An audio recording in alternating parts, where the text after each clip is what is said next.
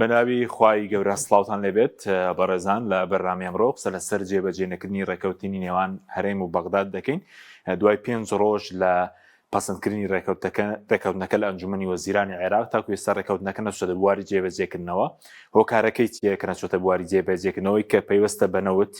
و هێرشی درۆنەکان وایەوە ڕاستە کە باسی ئەوە دەکرێت کە داهاتی بڵین ئێستا هەنا بەرهەمێنانی نەوتی هەرێمە 1,000 بەرمیل بێت خۆ درۆنەکان لە هەموو کێڵەکانی بە ئاماز نەگرتووە و بۆ داهاتی ناوخۆش بۆچی تاکو ئێستا تەسلیم نەکراوە. ئەگەر درۆنەکانیش لە کێڵەکانیان دابێ خۆی داهاتی ناوخۆ بۆ تەسلیم نەکراوە و کەمێکش پێستا و تەبێش حکوومەتی عێراقی قسەی کردووە باز لەوە دەکە کە نەوت موچە نانێرن تاوەکو نەوت ڕادەست نەکرێت. پرسی موچە چی لێ بەسەردێ و ئایا چارنووسکی ڕێکەوتنەکەش چی لێ بەسەردێ؟ ئەم پرسان لەگەڵێک لە بەڕێزان مامۆستا دلێر محمود ئابوورناس و پەرلەمانتاری پێشتووری کوردستان و کاک چۆمان محەممەد پسۆری بواری یاسا قسەی لەسەر دەکەین بەخێبێ سوپاسی ئامادەبوونتان دەکەین. مامۆستا دلێرێک لە بەڕێستانەوە دەست پێ بکەین بە بۆچوونی بەڕێزت هۆکاری جێبەجێنەکردنی ڕێکەوتنی هەرێم و بەغداد کە خەڵکی کوردستان ومێدی لەسەر هاوچینی بوو چوارشەمەی ڕابردوو لە ئەنجومەنی وەزیرانی هەرێم پەسەند کرا دواتر پێنجشەممە لە ئەنجومەنی وەزیرانی عێراق پەسەند کرا بۆ تاکو ئێستا هیچ خاڵێکی نەچووتە بواری جێبەجێکردنەوە چی نەوت بێت چی داهاتی ناوخۆ بێ چ ناردنی موچە بێ. زۆر سپاس بۆ بەڕێز و کاک چۆمانیش بۆ بینەران و بیسەرانیش. لە ڕاستیە ئێمە کە تەماشاکەین سەیرەکەین سەرەتا چی لێکراوە لە تێگەشتنێک هەبووە لە بینی حکوومەتی هەرێم و حکوومەتی فیدراالیە. ئەم لە تێگەشتنە ئیمزا کراوە لەسەری و لە دوای ئەوە کە لەسەر ئیمزا کراوە ئەوە بووە کە لە خاڵێک لە خاڵەکانیە ئیشارەتی پیاوە ئەڵێت پێویستە نەوتی هەرێم بچێتە بواری جێبەجێکردنەوەوانێ لە کاتی بۆ ئەوەی بنێرێتە دەرەوە بۆ بەندەری جیهان و لە هەمان کاتیشا پێویستە داهاتی ناوخۆ ئەو بڕێ کە دیاری کراوە 120 میلیارد دینارەکە بنێرێ بۆ هەرێمی بنێرێ بۆ حکوومەتی ئیتیحادی. ئەو کاتە حکوومەتی فیدراالیش موچەی مانگی 5 ئەنێرێت و لە فترەی تریش موچەی مانگەکانی تری دواتر ئەنێرێ. بەڵام بەڕاستی ئەمە کە ئێستا ئێمە سەیریەکەین وەکو واقعی کە ئەیبینین سەیرەکەی لەمپەر دروست دەکرێ بۆ ئەم ڕێکەوتنە. لەمپەرەکان لەکوێن؟ لەمپەرەکە زیاتر لەکوێیە؟ یعنی کە ئێمە باشی لێک تێگەشتنێکەکەین ڕێکەوتە نامەیەکەکەین لە هەمان کاتە هەمووی مافی خۆی هەیە ئەرکی خۆشی هەیە. ئەوەی کە ئەرکەکەی خۆی جێبەجێ نەکردووە هەل لە ڕێکەوتن نامەکە تایەتی ئەوەیە کە حکوومەتی هەرێمەکە سەرۆکی حکوومەتەڵی ئێمە ناتوانینەوە بڕەتە تەسلیمکەین و لە هەمان کاتە داهاتی ناوخۆشمان ئێمە بۆ خزمە گوزاری ئەمانەوێت ناتوانین بەو شێوەیەش تەسلیمی بکەین. ئەمە بۆ هۆی ئەوەی کە موچەی مانگی 5 دوا بکەوێت. بەڵام بەڕاستی ئێمە بێ لە هەموو حاڵەتەکانە پەرژەوەندی هاوڵاتیانی هەرێمی کوردستان لە بەرچاو بگرین. لە بەرچاوگرتنی پەرژەوەندی هەرێمی هاوڵاتیانی هەرێمی کوردستان بۆ بەتایبەتی کاڵم هاوڵاتیانی هەرێمی کوردستان چونکە بە تەنها موچە خۆران نییە. لەبەرەوەی موچە دەورانێکەکە وەکو دەورانێکی اقتصادیە. یعنی ئەو موچەیە ئێمە لەبەر ئەوەی زیاتر پرۆژە خزمە گوزاریەکانیە خۆت بڵێن بودجەیەوە بەرهێنانمان هەر زۆر نیمانە زۆر کەمە تەنها موچەیە. ئەو موچەیە کە ئەچێتە دەستی موچەخۆران لە دەستی موچەخۆرانیشەوە ئەچێتە ناو بازار و دەورانێکەکە ئەمە هەمووی ڕەبتە پێکەوانیانی ئەبێ ئەو پەرژەوەندیە لە بەرچاو بگرین. ئەجینا مەسەلەی هەرێمی کوردستان ئێمە هەچی بیانوێ بێنینەوە بۆ هەرێمی کوردستان بڵێن قوارێ هەرێمی کوردستان دەکەوێتە مەترسیەوە چی و ئەمانە. یعنی ئەمە شتێکە ئەبێ لە بەرچاومان بێ دایمەن لەبەری دوولایەنە ئەگەر دوولایەن بێت حکوومەتێکی بڵین قوارەیەکی فیدراالی بێت یاخود حکوومەتی فیدراالی بێت دایمەن هەر کێشم و ململانی هەیە هەر کەسیان ئەوێت دەسەڵاتەکەی خۆی زیاکات. بەڵام ئێمە ئەوەمان لەفکردنەچی قوارەی هەرێمی کوردستان بەپێی دەستوری عێراقی ساڵی 2005 ئێمە ئەو قوارەیەمان هەیە و ئەو قوارەیە یعنی بەواقع ئەمە هەوڵ خەبات و تێکۆشانی کۆمەڵانی خەڵکی کوردستانە و خوێنی شەهیدانە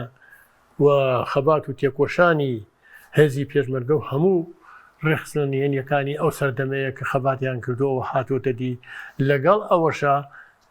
بەردەوام ئەم قوارەیە پاڵپشتێکی نێودەوڵەتی هەبووە پاڵپشتێکی نێودەوڵەتی هەبووە لە پێش قوارەکەی هەرێمی کوردستان یانی لە پێش ساڵی 2023 شەوانێ ئێمە هەر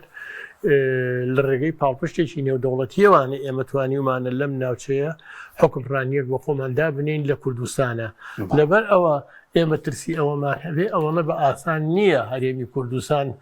ئەوە بکەین بە بیان و بیکەینە لەمپەر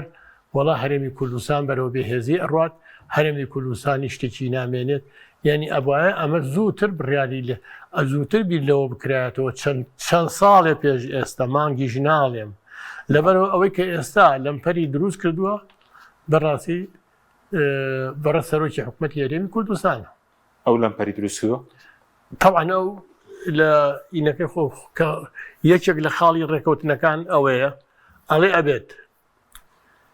داهاتی مانگانە داهاتی ناوخۆکە هەموو مانگێک 20 میلیارد دینارە بنێردرێت و هەبێ هەموو مانگێکیش 280,000 بەرمیل نەوت بنێردرێت لە ڕێگەی گیانەوە لە هەمان کاتە هەر لە خاڵەکەتیە لەو ڕێکەوتن نامەیەتیاتی لە خاڵێکی تریا ئەڵێت پێویستە حکوومەتی هەرێم دەستکا بە نانە دەرەوەی نەوت و لە هەمان کاتیشا داهاتی ناوخۆی بنێرێت لەبەر چی یعنی ئەمە ئەگەڕێتەوە بۆ ئەوەی کە نەحکومەتی فدراڵی نەحکومەتی هەرێم هیچیان متمانە و سیقیان بە یەکتری نییە لەسەر مەسلەی متمانە و سیقە بێت هەموو شتێکیان بە نووسین و کردەوە لە یەکتری دێمە خزمەت کارچمان جەنابیش بەخێربێ دەمەویستم بەڕێسی بزانە سەر جێبەجێنەکردنی ڕێکەوتنەکە وەیرشی درۆنەکان هەبوو بۆ سەر کێڵگە ناوتیەکان بەڵام ئێستا لە زاری میدیاکانی دەسەڵاتەوە بەس دەکرێت کە هەناردەی بڵین بەرهەمی نەوتێرێ ماتوێتەوە 81,000 بەرمیل بەڕێز بۆ چون دوایە گەشت بێتە ئەوەندە چونکە ئێستا ئێمە بڵێنەوە داتای ڕێکخراوی ڕوونبینە کە بڵاوی کردێتەوە ئێستا خورمەڵە 90,000 بەرمیلی ڕۆژانەی هەیە بە ئامانجگیرا بوو بەڵام بەشی بڵین ئاو ئەوانە کێڵگەی نەوتی نەبوو شوێنەکە بڵین تاوکی و فیشخابور 82,000 بە ئامانجگیرا بوو شێخان 44,000 ئەتروش 35,000 کێڵگەی هەولێرمان هەیە کە بە ئاماژ نەگیرا بوو 9,000 سەرقەڵا لە گەرمیان 8,500 یعنی بە پێیەوە بێ ئەوەنەی کە بە ئاماژ نەگیرا نزیکی 130,000 بەرمیل نەوتی ڕۆژانەیە بەڕێز پێ 2,000 بێ ئەوەی کە باسی درۆنەکان دەکرێت بەڵێ سەرەتا بە ناوی خوا سپاس بۆ جەنابت و کەناڵی پێیازی و ڕێز و حرمەت بۆ برای بەڕێزم کاک دێر مەوزوعی ئەو ڕێکەوتنی کە کراوە الحەق من نازانم ئەمەی کە ئێستا گوزارێ ئەساسیاتی ڕێکەوتنیشی بەسەرە ناچەسپێ چکە ڕێکەوتن هەتا گریمان یعنی ئیتیفاق لە ئەلفوبێی دنیایەوەیە کە دوو تەڕەف هەبێ لە شوێنێکا کۆ بێت و ئیمزا هەبێ و هەردوو لا پابندی ئەو شتە خاڵانە بن کە کراوە ئەم شتێکی نردوو ئەنجومەنی وەزیران بە حساب ڕژنووسێکە چۆتە حکوومەتی عێراقەوە شتێکی تر دەرچووە بە حساب وای دیعا کرێ ئەم کە ئەسڵ وا بوو ئەو ڕەشنووسەی کە هەردوو لیژنەی هەردوو لایەن کە ڕێکەوتون لەسەری علاساس هەندێ ئەساسیات دیاریکرا ئەوە بکرایە بە بنەما ئەوە ئیمزا بکرایە و گفتوگۆ لە هەردوو لایەکرایە بارحاڵ ئەوەشی کە ئەو گریمان ئەم ڕێکەوتنی کە پێنجشەممە حکوومەتی عێراق علاساس کردی بە بڕیارێک و پەسەندی کردووە ئەمە جاری یەکەم و دووەم و سێم ئەمە پێنجەم جارە ئەم حکوومەتەی کابینەی بەڕێز کاک مەسرور و کاقوباد و گۆڕانیش کە 5 جار ڕێکەوتنیان لەگەڵ حکوومەتی عێراق کردو بۆ مەوزوعی موچە و بۆ ئەوە چوارەم جاریان یەکی دوو بوو ئەگەر لە جەنابەت ڕۆژنامەنووسێکی بنکۆڵکار و متابعی ئەزانی کە یەکی دوو ڕێکەوتن لەسەر بنەمای تۆمار و لیستێک ئەوە بکەن بە بنەما وتیان ئێمەەوە زمانی یان زمانەکەی داهاتومان کرد چکۆ مانگ یەک علاساس درا بوو لە یەکی دووە عەقدەکە کراوتیانەوە زمانی بڵێن دەستەبەری یان زمانکەمان کردووە ئێوە 3 مانگ بڕی کرد مانگی 2 مانگی 3 مانگی 4 لە 5 قوفڵ بوو باشە من مەبەستم چییە ئاخر ڕێکەوتن کە 4 مانگ بڕی کرد ئەم ڕێکەوتنی کە کراوە 4 ڕۆژ بڕی کرد 4 ڕۆژ بڕی کرد هەر جێبەجێنێک بووە ڕاستەوخۆ بەڕێز سەرۆکی حکوومەت بەڕێز کاک مەسرور دوێنێ بە ئاشکراوتی ئەوان بڵین مەرجەکانیان زیاتر کردووە و لەو ڕێکەوتنی کراوە لایەن داوایان قسەیان کردەوەی کە ئاڵێن تا نەوتەکە تەسلیم نەکرێت ئێمە موچەی مانگی 5 نانێرین کە لە کاتێکە پێنجشەممە ئەوەی کە لە بەیاننامەی حکوومەتی عێراق بڵاو بۆتەوە زۆر بەڕوونی ئەڵێ ئێمەمانان بە ئاشکرا وتمان ئەو ڕێکەوتنی کە کراوە کۆمەڵی مەلاحەزەی خۆمان یەکێک لەوانە ئەوە بوو کە مەوزوعی هاتنی مانگی پێنجەڵی وەزارەتی مالیە عێراق وەکو دەست پێشخەریە موچەی مانگی پێنج کاتێکە نێرێک کە تەئیدێک لەلایەن وەزارەتی نەوت و کۆمپانیای سۆمۆ بێ کە ئەو بڕەپارەی ئەو بڕەنەوتەی کە 230,000 بەرمیلە ئاماژەی پێدراوە لەسەرەوە لە خاڵەکانی سەرەوە تەسلیم بەوان کرابێ یعنی هاتنی مانگی موچەی مانگی پێنج ڕەبت کراوە ڕاستەوخۆ معەلەق کراوە پەیوەست کراوە بە ئەو باشە بەس هەر پێشەمە ئەو خەڵانە ئەنجومنی وەزیرانی عێراق بڵاوی کردەوە وایە بڵاوی موچەکە پێویستە بەوەی کە تۆ نەوتەکە تەسلیم دەکەیت من بەبەشم یەک شتە جارێ هەر لە کۆبوونەوەی ئەنجومەنی وەزیرانە ئەم هەموو وەزیرە کوردەی لێیە جێگری سەرۆکی ئەنجومەنی وەزیرانی لێیە کە کوردە ئەی خێرە ئێوە مەتا نەبینی بۆ بەسەرتانە تێپەڕی ئەمە چەند جار ئەم شتانە بەسەر ئێوە نەسەڵاتدارەرهێن بۆ کاتە پێنجشەمە هەڵوێستی خۆیان تۆ لە بری ئەوەی کە پێنجشەمە کردیان بە شاوی لۆغانێک و وەزعەکەیان وا باس کرد کە علاسەر دەستکەوتێکەیە دوای 75 ڕۆژ ڕێکەوتون و ئەوە بەسەر چاو بۆ ئەو ڕۆژە قسەتان نەکرد بۆ ڕاستەوخۆ نەتانوت دوای 4 ڕۆژ ئەمە درکتان بەوە کردووە ساڵێن وڵا ئەوە ئەمە جێگیر نەکراوە کە بە تەسەوری من پەیوەست لەم تەوقیتانی کە ئێستا هەیە بە تایبەتی لە دوای ئەو شەڕی کە تقریبا ئەو تەسعیدەی کە لەلایەن پارتی دیموکراتی کوردستانەوە کرا ئەو گرێبەسە غازانی کە ئەنجام درا ئەو شەڕی کە کەوتەوە لە بینی ئیسرائیل و ئێرانە و ئەو ئاڕاستە ئیقلیمی کە ئێستا هەیە عێراق جددیە لەوەی کە ئەوێت نەوتی ڕادەست کرێت ئەوێت ئەو نەوتە ئەو لەوێت لای ئەو ئێستا مەوزوعی نەوتە ڕاستە سێ ئەرێک لەسەر شانی حکوومەتی هەرێمی کوردستانە مەوزوعی ڕادەستکردنی داهاتی نانەوتیە لە ساپنجای مەوزوعی تاوتینە مەوزوعی نەوتە بەپی ئەوەی کە گریمان قانونی موازنە بێت 400,000 بەرمیل و ئێستا هاتوۆتە سەر 230 ئەم سێ ئەرکە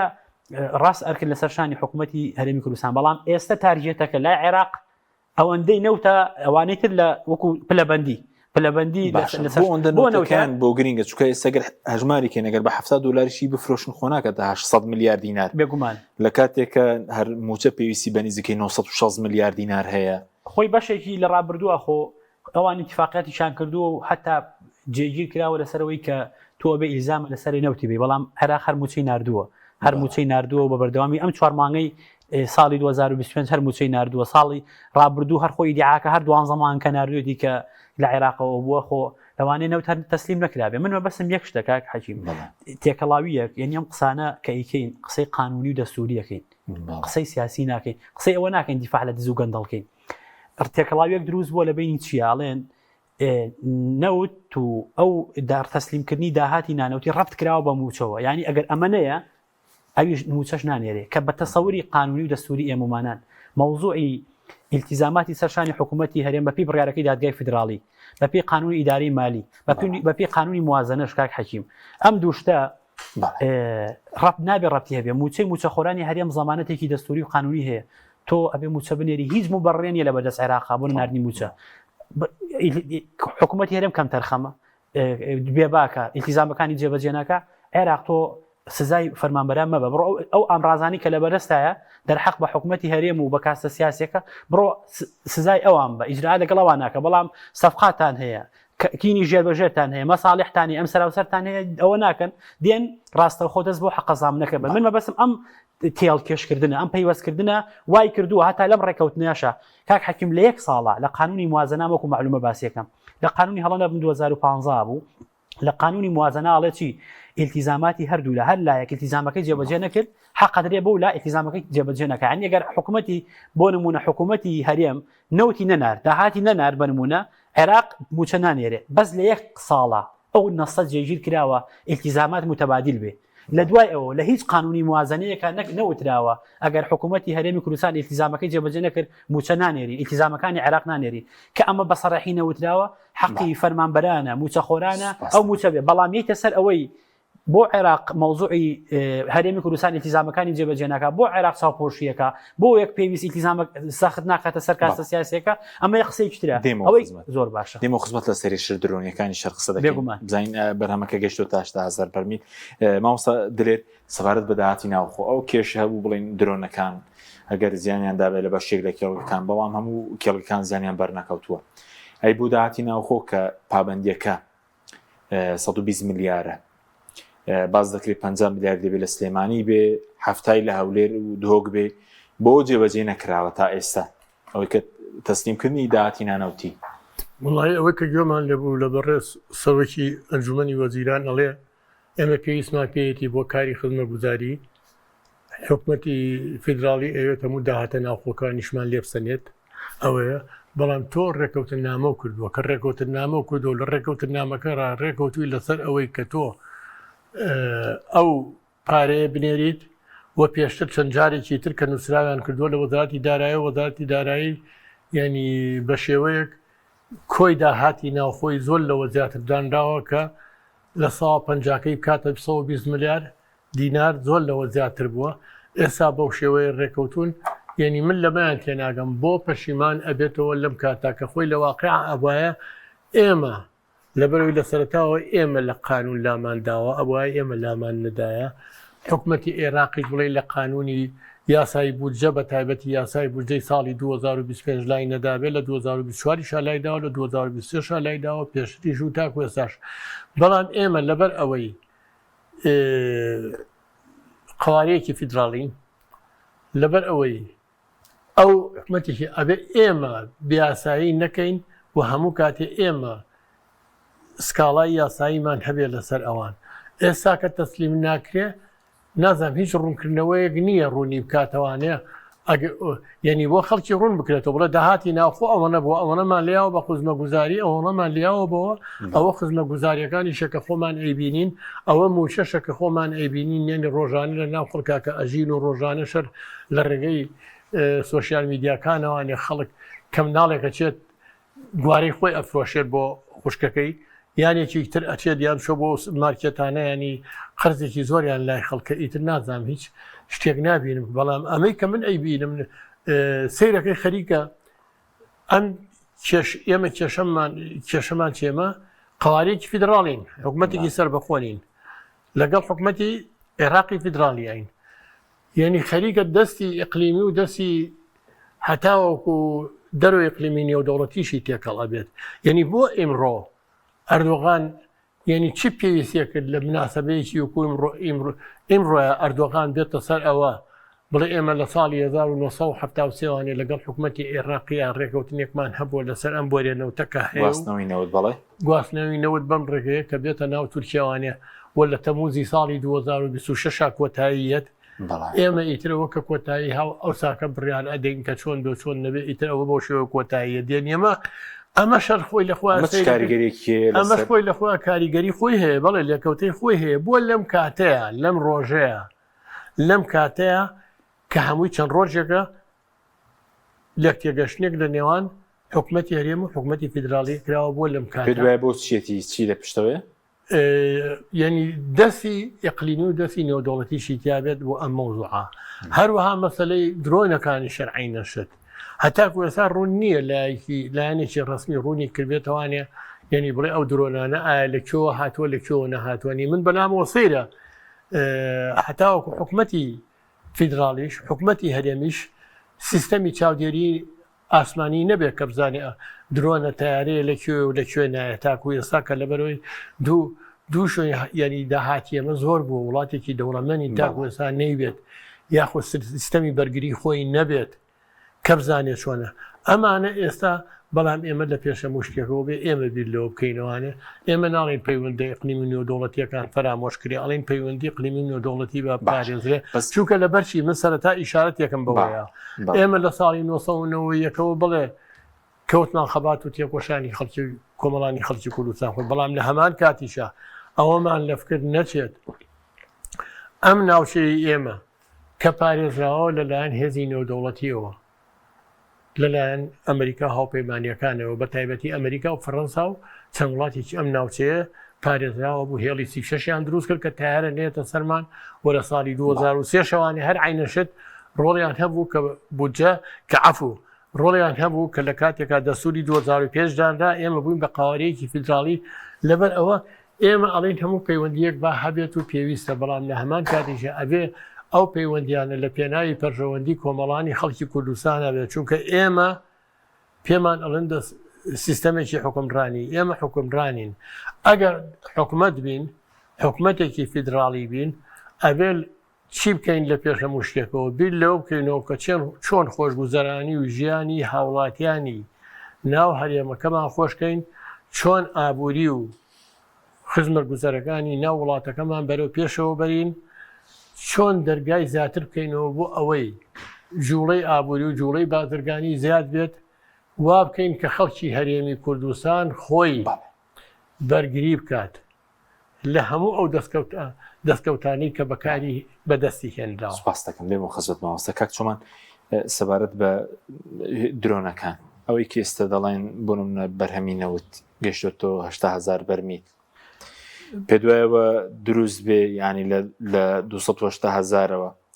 وەکو باسمان کرد بۆ منە خۆرماڵە زیانی بەرنەکەوت 90,000 کێڵگە هێولێر هەیە 9,000 سەرقەڵا هەیە ڕۆژانە 8,000 ینی وڵای کاک حەکیمە ئەو ڕقمانی کە باسەکرێ بە تایبەت کرد لایەن حکوومەتی هەرێم بیان هەر ڕقمێکە بڵاو بێتەوە بەڕاستی دۆخێ دروست و هیچ ڕقمێجی باوەڕ نییە و ئەزانین بە درۆن هێر 58 لە جار دراوە لەو کێڵگەنەوتیانە و بە تایبەتی لە دوای کاتی شەڕەکەی ئێران و ئیسرائیل و بۆ دواتر و بۆ کۆمەڵی مەسجی سیاسی و ئەوانەشی لە پشتێوەمەوە زانین بەڵام پرسیارە گەورەکەوەی تۆ لە پێنجشەمە و چوارشەمەشە ئەتزانی توانای بەرهەمهێنانی تۆ ناگاتە 280,000 حکوومەت هەرێمی ئەو کاتە درۆنەکان هەر بەردەوام هاتبوون و ڕقەمەکانیشی هەر ئەو ڕقەمە بوو کە باسەکرێ چوارشەمە کە حکوومەت هەرێم کۆبووتەوە ئەیزانی گریمان ئەو قسەی 100% دقیقە ئەیزانی 230,000 ئەستەمە ڕاستەوخۆ با بە عێراق لەو تەوقیتە ئەی ئەمە باز نەکراوە بەپێی ئاستی بەرهەمێنان ئەوی کێڵگەکە ئێستا چەندی تایە فەرمونون ئەمە بکەن بە بڕگەکە جێگیر کرێت ئەوە ئابوو جۆرەیە وەرن حەقلەکان بزان چەندێکە هەر چەندێ بوو دوایی لە فترێکی زەمەنیا دۆخەکە باش بوو تەسلیحاتی تیاکرا با بچێتەوە ڕقەمە ئەوەی کە ڕێکەوتون لەسەری بەڵام ئەمە باز نەکراوە لە چوارشەمە و پێنجشەمەیە ڕاستەوخۆ دوای ئەوە ئیدعای ئەوە کرێ بەسەر چاوەزانی ئەو ڕقەمانە تەسیری لەسەر ئەو ژمارانە کردووە بەڵام ئێستا ئەو ژمارانی کە باسەکرێ 80,000 و 81 و ئەم ڕقەمانێکی ڕسمی نییە و هیچیشی جێ باوەڕ نییە بەڕاستی هیچی جێ باوەڕ نییە ئەگەر لای منیش نەبێ لای هەموو خەڵکی کە هەر لە هاوڵاتێکی سەرجادەوە بۆ مامۆسایەکی زانکۆ بۆ ڕێکخراوێکی تایبەتمەنەوەی کە جەنابەت فەرموو بۆ ینی ئەم ڕقەمانە جێی باوەڕ نین فەلەبەر ئەوە بەڵاو ڕێکخراوی ڕوونبین هەر لە کۆمپانیەکان وەری دەگرێت کۆمپانی نەوتەکان ینی قەزم لە ڕێکخراوە تایبەتمەندەکان لە ئەو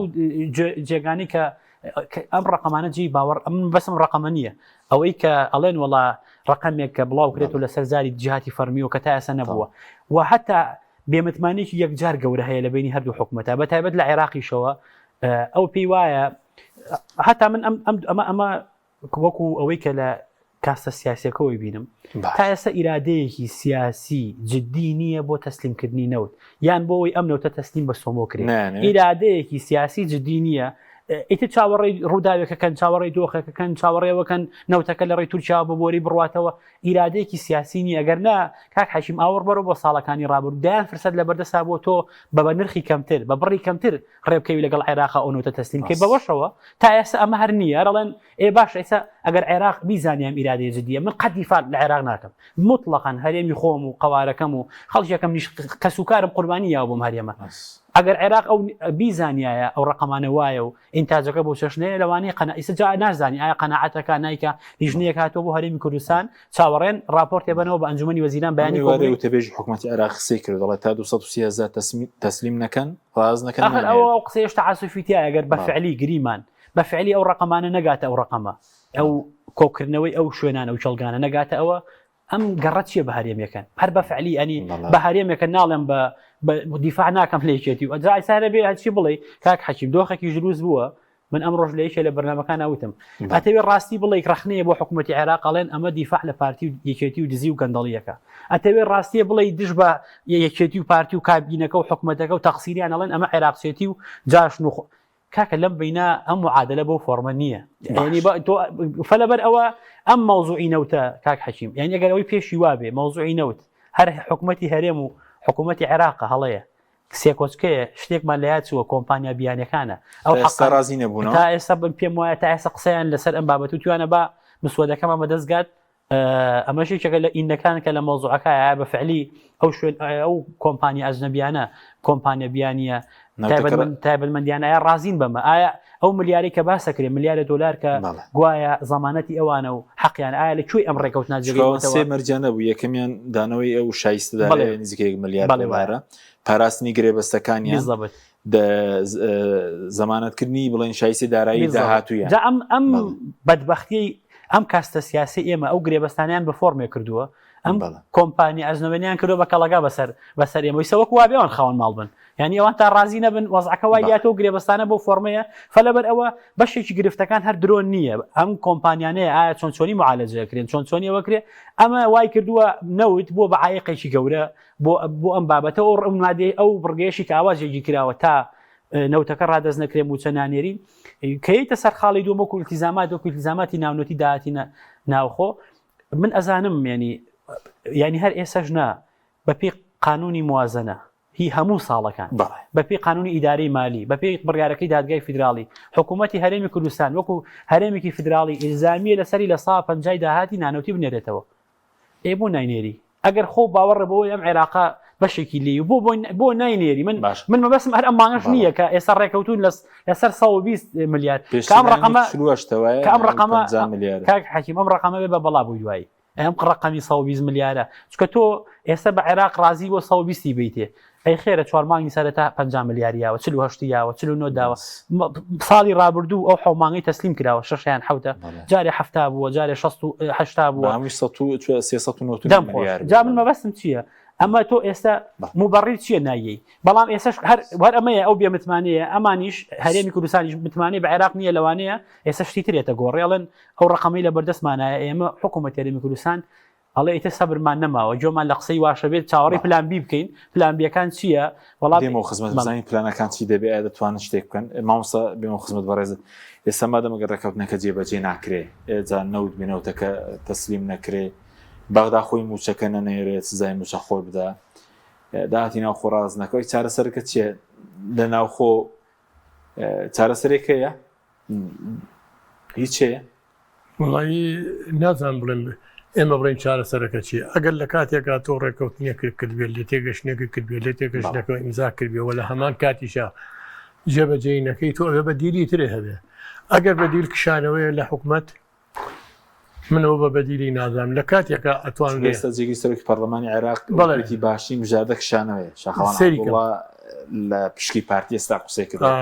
کەمێک لەمەوە بەر قەی ناکە لە کاتێکا کە وەختی ئەڵێن باشترین بژاردە کشانەوەیە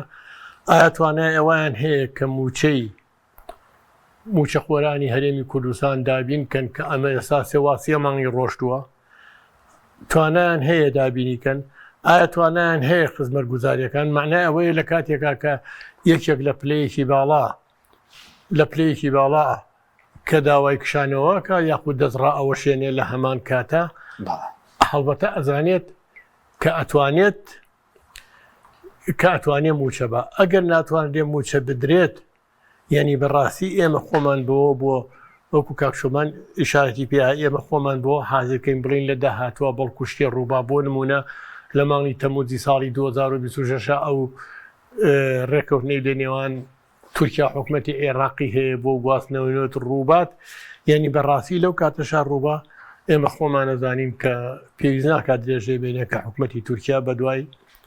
سەرچاوی وزەوەیە بەدوای داهاتی خۆیەوێتی بەدوای ئەوەی ئابووری خۆی بەهێزکە و لە هەمان کاتێکشا لە ڕووی سیاسی شێوە گەر تەماشای بکەین ئەو پێی باشترە لەگەڵ حکوومەتی عێراق ڕێبکەوێ ئەو کاتە لەگەڵ حکوومەتی عێراق ڕێەکەوێ بە هەچی شێوەیە بێت ئەو کاتە هیچ پێویستێکی بە حکوومەتی هەرێمی کوردستان نابێت و لە هەمان کاتیشە من بڕام بۆ نییە کە کشانەوە بەدیل بێت هیچ پلانێک نییە لە کاتێکەوە کشانەوە ئەڵێم بەدیلە ئەگەر بتوانرێت موشەی هەرێمی موشەی موشەخوارانی هەرێمی کوردستان بدرێت ئەگەر بتوانرێت بەشی 6 مانگ ئەوەی کە دەکرد بەڵێ ئەو سۆشیال میدیا جیهانیانە و ناوخۆیەکان کە باسی یەکەن لەو پارانەی کە لە دەرەوەی هەرێمی کوردستانە هیچ چەند نەشخاصێکە ئەگەر توانرێت لەوە پارە بهێنرێتەوە بەشی 6 مانگ حاضر بکرێت لانی کەم کە تۆ بڕیارێکە دەی لە کشانەوە بێ موچەی بەشی 6 مانگ تەبێت تاکو ئەوەی تۆ بۆ داهاتوو بزانی چی بکەیت ئەگەر ئەوە بکرێتەوەش ئەوە ئەڵێن باشە ئەو کاتە ئەتوان لە بەڵام تۆ هیچ پلانێکە بەدەستەوە نەبێت نەتێ بڵێ پارەم پێ نییە و هیچ پارەیەکی ژەو پارانی کە هەیە لە دەرەوانەیە خۆ لە پرۆژەکان نەهێن دێتوانێت یعنی بەڕاستی و کاتە زەرەرەکە هاوڵاتیانی زۆرە بەشی دەکە هاوڵاتیانی هەرێمی کوردستان زەرەرەکات بەڵێ پارێراوەتە دەرەوە بڵێ زۆر ئەگەر بهێنەوە وڵی ترەوە ئەو کاتەکەین بۆمانە سەیری ئەوانەکەن بڕێن سۆشیال میدیاکان و سەرچاوی ئەو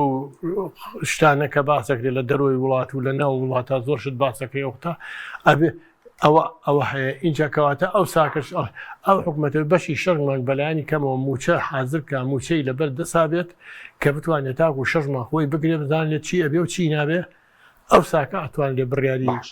کشانەوە لە حکوومەت بدرێت ئێمە بە تەمای ئەوەش بین بایەکشی تریشەیە بیڕین بڵێ من قەنەعەتم بەوە هەیە حکوومەتی فیدرالی هەمووینا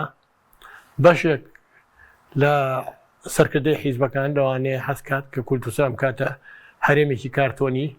و حەزی لێبێت کە کوردستان کاتە ئەوەی کە هیچ دەسەڵە هەرێمی کوردستان کاتە ئەوەی ئەم دەسەڵاتانی ئێستای نەبێت بەڵام لەگەڵۆشە هەمیان وانین ئەمە شتێکی تەبیعیە ململانەیە هەموو کاتێک لە بینی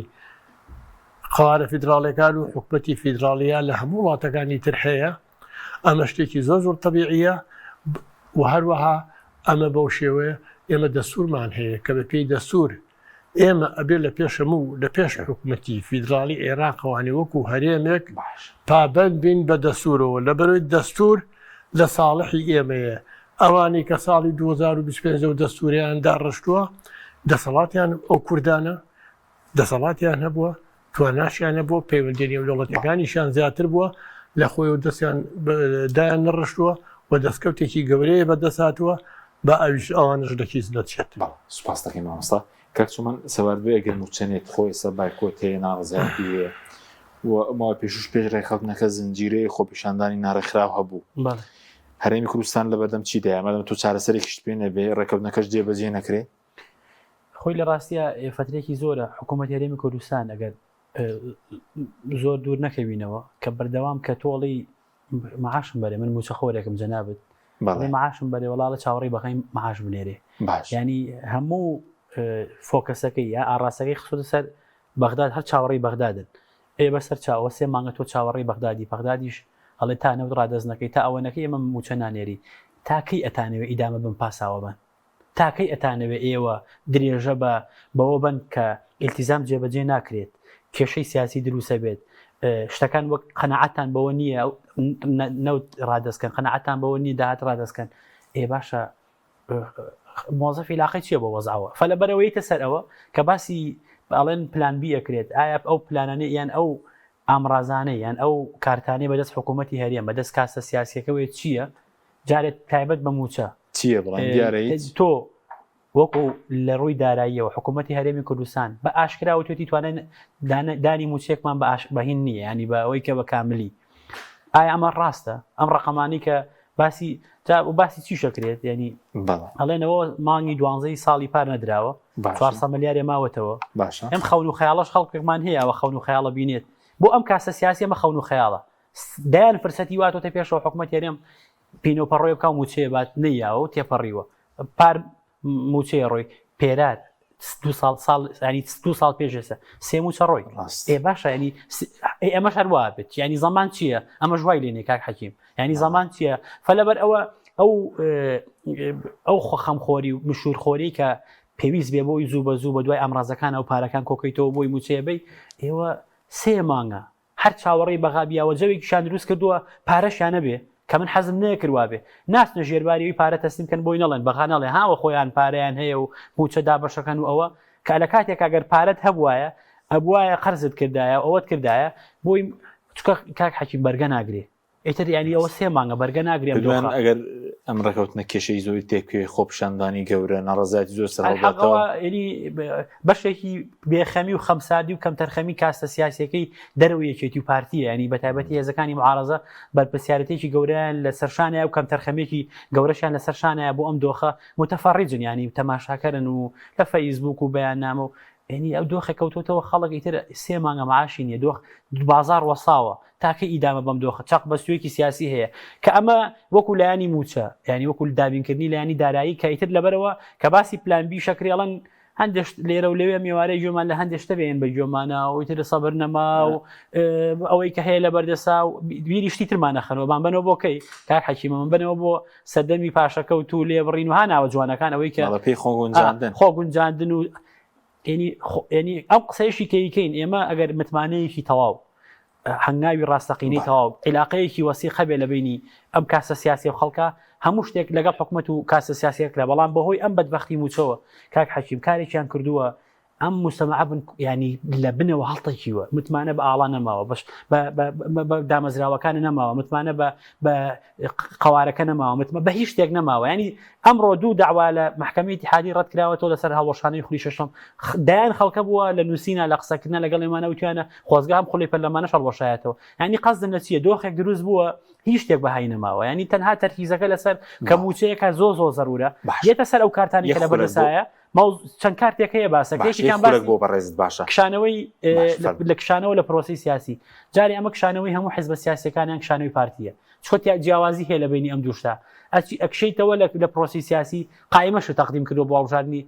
ئەم 11 پەرلەمانی عێراق ئەدی یەکسەر ئەو کاسە سیاسیێنیتەوە لەوێ ئەمە ینی کۆمەڵێک دەستەواژەیە بەردەوام ئەێنەوە بە گوێمانە بەبێ ئەوەی زمینیان بۆ ساز کرد بەبێ ئەوەی لێکەوتەکانی بزانن بەبێ ئەوەی بزانن ئەمە کشانەوەی لە پرۆسی سیاسی کشانەوەی حزبیە یان کشانەوەی کوردە یەکێتی دەیوت سەرۆکیەکی دیگەشەکەی چارە سەرکردەوە چی بەسەرات خۆ وڵی خۆ ئەوە ئیتر ئەوە ڕاستە هەوڵیاوە کۆبوونەوەی کردووە بەڵام ئەوەیە کە ئەگەر ینی خۆ بەردەوام قسەی وترێتەوە بەڕاستی ئەگەر هەر بە فعلی ئەمە ئەگەر دەستکەوتێک بواە ئەو عیلاقەی لە بینی چێتی پارتی ڕێگەی یان دەستکەوتە بۆ بەڕێز پاوڵ تاڵەبانی بێ ینی زۆر ڕوونەکە ینی قەت عیلاقەکەش ئەوەندە خۆش نییە کە ئەم فرسەتە ئەم چانسەبە بۆ کە لە کاتێکە ینی ئەگەر پارتی دیموکراتی کوردستانیش خەمخۆرانە مەسئولانە بیویستای کێشەکان هەلکە ئەبوو سوپاسی هەم ئەویش و هەموو خەڵکێکە کە ڕۆڵی هەیە لە چارەسەرکردنی کێشەکە بەڵام ئێستا وا دیارە ململانی ناوخۆیەکان لە بینی ئەم دوو حیزبە خەریکە زیاتر و زەقتر بێ بۆ ئەم پرسانە کە ئەڵێ تۆ منت نردووە بۆ ڕێکەوتن نوێنەرایەتی تۆشم کردووە ئێستا ئاوا کەوتوتەوە لەوانەیە کێشەکان ئاڵۆسترکە بەزۆ بڕیاری تورکیا زۆر بە کوردی چکە کاتمەوە کێشە دروستەکە بۆ ڕێکە بۆری نەوتەکە درێژکاتەوە یا خودەگەری درێژی بکرێتەوە ئەم بابەتە ساڵێکی ترە ساڵێک و 3-4 ڕۆژێکی ترە مانگی 2026 تقریبا ساڵێک و 3-4 ڕۆژێکە ماوێتی مدەی ماوە 1-2 نازانین هەرێمی کوردستان خۆی حازرەکە وڵا لە عێراق بدرێ و لە هێزە حەشتەکان وێرەکان بدرێ یاخود ناوە لەگەڵیشیا ئەم ئێوارەیە بەر لەوەی من بێن بۆ ئەم بەرنامە ئێوەی بەڕێز وەزیری نەوتی عێراق ئەڵێ ئێمە جددین و ئەمانوی عەقدەکە تازەکەین و ینی تا ساڵێکی تر خوا کڵایی بۆ بەڕۆ کردووە زۆر شتی تر ڕۆیان نازانین یەکسەر کۆتاییان مامۆسەکە بە کورتی شتێکت ناوێ سوپاس دەکەم وەڵام من دەڵێم کاتیشی منەوەڵێ ئەوە حکومەتی هێرن پێشتر لە ڕووی پارەوانی خۆی حاضر کردایە اینجا ئەم ئینکاری کردایە لەگەڵ حکومەتی فیدراڵیە و هەروە ئێمە ئاشتیاورامی 11 ساڵ لەمە پێشوتی قسەیەکی کرد 11 ساڵ لەمە پێش ئەیوو ئەو وەختە نرخینەوە نەختە دابەزی بوو ئاشتیاورامی کە وەزیری سامانە سروشتیەکان بوو وتی ئەگەر نەوت بێتەوە بە $100 و بێتەوە بە $1000 بەم مەسارەی ئێستا بڕات هەر بەشمان ناکات و لە هەمان کاتە وەزیری دارایی هەرێمی کوردستانی ئێستا کە مەوجودە هەم دیسان ئەویشتی ئێمە ئەگەر بشکشینەوە توانای ئەوەمان هەیە کە توانامان هەیە کە بتوانین موشە بین و لە هەمان کاتیشە ئێمە ئەوەمان لە فکرد نەچێت حکوومەتی عێراقی بۆ مەسەرەی گواستنەوەی نەوە ئەگەر تورکیاش لەگەڵا ڕێنەکە ئێمە خۆی لە واقع ئەمر بەزم و ڕزمە شەڕ لەسەرەوەی ئەگەر بێت و لەگەڵ بەغا ڕێبکەوێت ئیتر بەنافەرمی بردن یاخود بە قاچاغبردنی نەوتی تەنکرد ڕۆڵی نامێنێت ئێستا هەیە لە هەمان کاتە ئەبێ ئەوەمان لەفکردنە چ عێراق شتی تری لە بەردەمایە بۆ نمونە ڕێگەیەکی تر هەیە بۆ گواستنەوە ڕێگەی کەرکک حەیفایە کە ئەمە لە ساڵی 1934 تەواو بۆ تاکو 1948 و نهایەتی 1948 تاکو حربی عەرەب ئیسرائیل دروست بوو ئەمە نەوتی گواستوەوە ئێستا تەنها نۆژەنکردنەوەی ئەوێت یعنی عێراق زۆری بۆ بێ نۆژەنکردنەوەی ئەوێت ئەوەی پێ باشترە یعنی عێراق بەڵام تورکیا ئەو شتە ئێستاش منەیڵێمەوانێ بۆ تورکیا لەم ڕۆژەیە لەم کاتەیە ئەو تەسریحە ئەیا بە تایبەتی سەرۆک کۆمار ئەڵێ وڵا ئێمە ئەو ڕێکوتلمان هەیە لە 2006 کۆتایی ئەمە خۆی لەخۆی هینە ینی دڕکاویە. سپاس دەکەین مامۆستا دلێر محمود و کاکچۆڵان حەمەدمان سپاسی ئەمەدەبوون دەکەین. سپاس بۆ ئامادەبوونتان. سپاس بۆ بینەرانی بەڕێز، سپاس باوەکارانم، خواتان لەگەڵ.